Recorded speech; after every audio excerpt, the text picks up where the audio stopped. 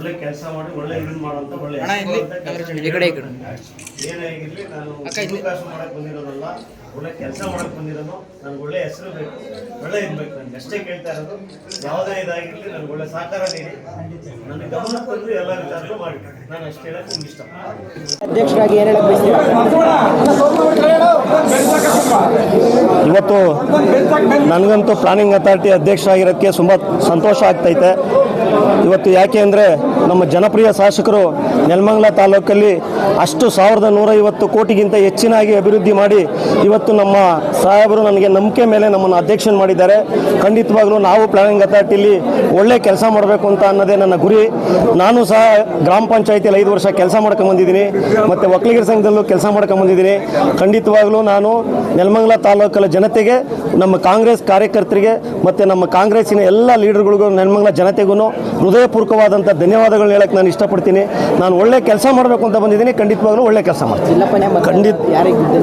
ಖಂಡಿತವಾಗ್ಲೂ ನಮ್ಮ ಶಾಸಕರ ಅವರ ಒಂದು ಒಳ್ಳೆತನದ ಒಂದು ಒಳ್ಳೆ ಕೆಲಸ ಮಾಡ್ತಾರೆ ಅಂತ ಒಂದು ವಿಶ್ವಾಸದಲ್ಲಿ ನಮ್ಮ ಶಾಸಕರು ನನಗೆ ಕೊಟ್ಟಿದ್ದಾರೆ.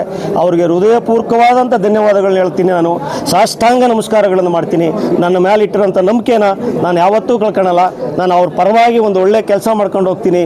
ಕಾಂಗ್ರೆಸ್ ಅಧ್ಯಕ್ಷನಾಗಿ ಇವತ್ತು ನನಗೆ ನಂಬಿಕೆ ಇಟ್ಟು ಮಾಡಿರೋದ್ರಿಂದ ನಾನು ಯಾವತ್ತೂ ಇದರಲ್ಲ ಒಂದು ಮಾದರಿಯಾಗಿ ಮಾಡಬೇಕು ಅನ್ನೋದೇ ನನ್ನ ಆಸೆ.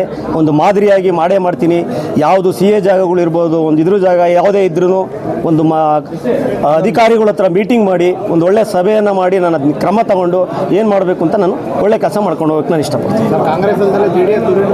ಕಾಂಗ್ರೆಸ್ ಆಗಿರಲಿ JDS ಆಗಿರಲಿ, ನಾನು ಅವತ್ತಿನಿಂದ ಒಂದು ಒಳ್ಳೆ ವಿಶ್ವಾಸದಲ್ಲಿದ್ದೀನಿ. ನಾನು ಎಲ್ಲರ ಜೊತೆನೂ ವಿಶ್ವಾಸದಾಗ ಚೆನ್ನಾಗಿದ್ದೀನಿ. ಅದರಿಂದ ನನಗೆಲ್ಲರೂ ಬಂದು ವಿಶ್ ಮಾಡ್ತಾರೆ. ಅವ್ರಿಗೂ ಕೂಡ ಹೃದಯಪೂರ್ವಕವಾದಂಥ ಧನ್ಯವಾದಗಳನ್ನ ಹೇಳಕ್ಕೆ ನಾನು ಇಷ್ಟಪಡ್ತೀನಿ. ಓಕೆ.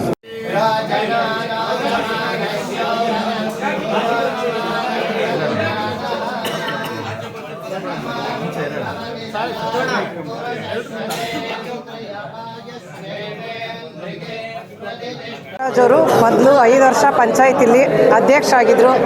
ಇಲ್ಲಿನವರೆಗೂ ಜನಸೇವೆ ಮಾಡ್ಕೊಂಬಂದರು. MLA ಶ್ರೀನಿವಾಸ್ ಅವರು ನಮ್ಮ ಪರ ನಿಂತು ಎಲ್ಲರೂ ಜನಗಳು, ಲೀಡ್ರುಗಳು, ಮೆಂಬರ್ ಆಗಲಿ, ಜನಗಳಾಗಲಿ ಎಲ್ಲರೂ ನಿಂತು ನಮಗೆ ಸಹಕಾರ ನೀಡಿದ್ದಾರೆ.